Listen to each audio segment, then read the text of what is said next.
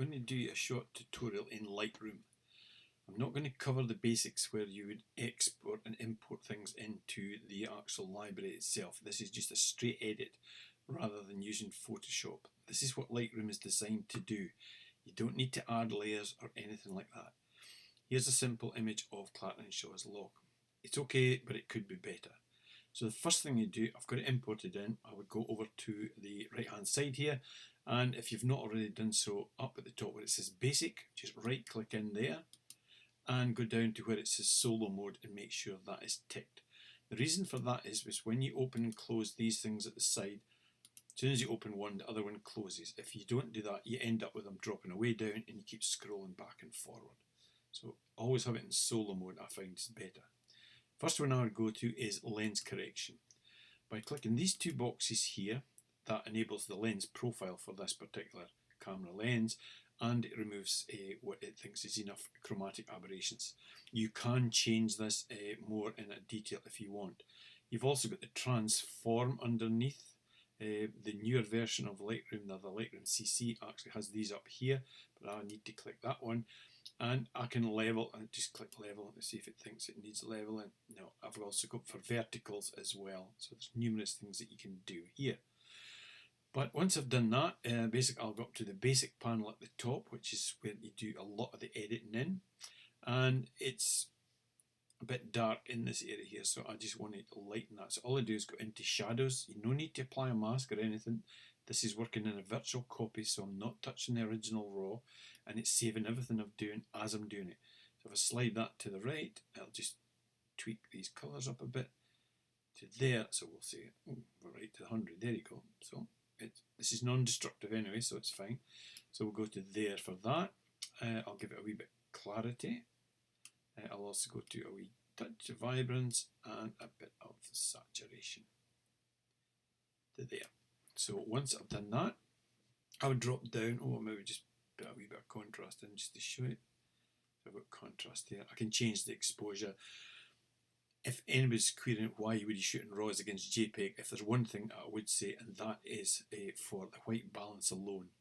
And by there, see, I can change that white balance right through to, but any of them, to get them back to where it was, just go to the word at the end, double click, and that resets it as it was when it was taken. So now go down to this panel here. You've got HSL, colour, and black and white. Black and white, obviously we just convert it to black and white, and then you can tweak more things there. Colour gives you the standard red, orange, yellow, green, aqua, blue, purple, etc. But I would go to the HSL, because if you click one of these, it only allows me to alter that individual colour, which in this case is the blue sky I'm going to alter, which I probably could get away with in this one. But I'll show you in HSL.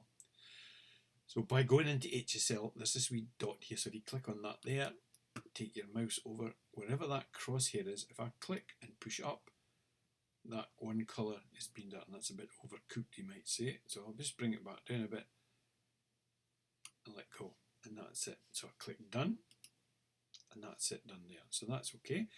Now there's a bit too much at the bottom. I'm going to try and even it off a wee bit. So if I click there, you can also use this. You've got a spirit level there if you wanted to level it off, if it was a sea or a horizon or something like that.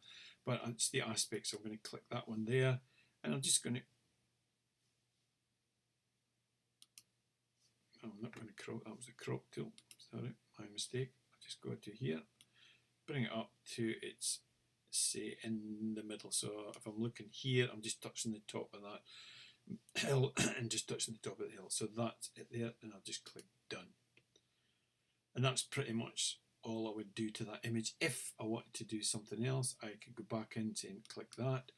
Say go for the green there, just where the crosshairs are, not the circle with the two arrows, just the crosshairs and the dots. So do that, push it up, and that will just darken that wee bit in there.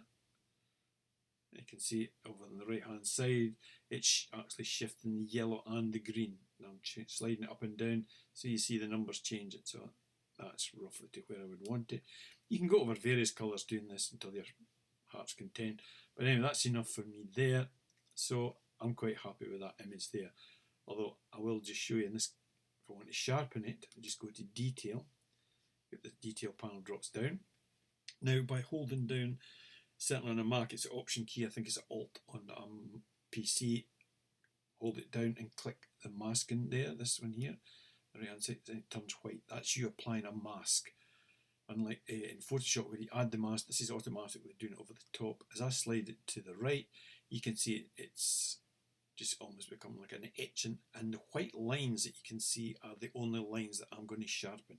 I don't need to sharpen any of the sky because it's just blue. You can see up in the top left there's a couple of dots, obviously dust spots, which I can remove in a minute. So that's probably masked enough. Release that, and then if I slide the amount across, the radius will stay at 1, detail's fine at 25. I could shift them if I wanted to, but anyway, I'll just move it to the right. Because I'm still holding down that Alt key, it's black and white. It's often easier to see sharpening in black and white. Just a wee touch to the right, and that's it. But as I say, when I was doing that, I could spot there's a wee dust spot there, and there's another one up there on the centre, obviously. So if I go up to here, click the dust tool, you can see it's quite small, I think. So if I hit the right hand square bracket, I'm making it bigger, click it, and I'm on heal. If you look back to the right, I've got heal or clone, and you can change the size and opacity, etc. here, but I'm on heal. So I've done that one, and if I didn't think it'd pick the right place, I can just swing that round to select it from that part of the sky. There's a dot there, so I'll remove that, and I can just see a big dust spot there. So if I just open up the brackets a bit, there we go, click. And again, that's taken that, and just click done. Now, some people think you can't delete things that you've done in Lightroom. Well, you can. So if I just go back to the dust spot there, for instance, these, if I thought I'd made a mistake, all I do is right click, and if I hit delete, that will go. There you go. But I didn't know what to do, so I'll put it back in. There we go. So click done. So you can undo anything that you've done in Lightroom, and it's non-destructive. So that's pretty much how I'd leave the image. Now, I'm going to export that to the club. So I think they wanted roughly about 1600 pixels along the longest edge. So if I click up at the top here, top left, file, drops down, go to export. So if I click export, and I get a drop down menu. Where do I want to put it? Well, I'm just going to put it on the desktop, because I know there's already one there that I've already uploaded in Facebook. So I'll tell it, put it on the desktop, come down, don't need to change any of the file name, don't video. JPEG, I've left it at its highest quality there. Now along the longest edge, so I'm going to click that. See, it's preset at 1600. Down, I'm also going to put a watermark on it, which I've got already made up, which I can show you at any point. By clicking that, this will automatically put it to the bottom left hand corner. You can change that to the right hand corner, top left, top right, or in the middle. And then all I do is export, and it's going to tell me there's one there, so I'll just say use a unique name. So it's going to put another one and give it a slightly different name so I know it's there. Now, had you posted that on Facebook and somebody suddenly said, oh, I'd like to buy that image, all you do is go back into Lightroom, click export, scroll down and just remove that click and your watermark, click and just say export, and that will export it at its highest resolution. And it's as simple as that. So that's just one short way of using Lightroom. There is many more, and we'll come to them in a later tutorial.